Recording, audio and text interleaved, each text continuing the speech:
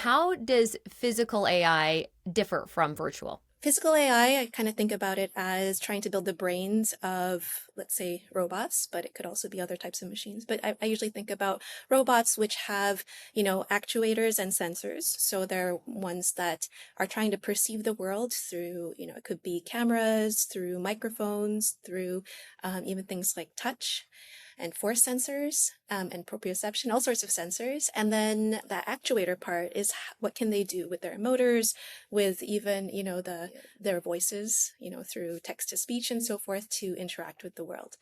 And so it's this kind of loop, this perception action loop that we're trying to build.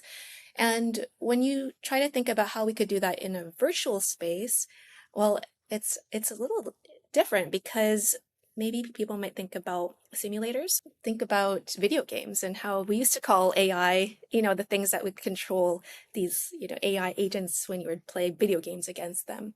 And so those virtual AIs at the time, it was kind of easy mode because you could do anything in a simulator.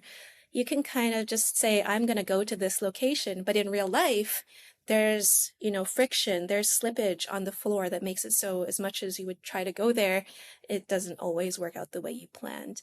And in real life, there's all sorts of uncertainties, like people might just, randomly try to wave in front of the camera because people tend to do that with robots. They just like messing with them. And so how do you deal with all these uncertainties if the real world is something that I think virtual physical AI doesn't really capture?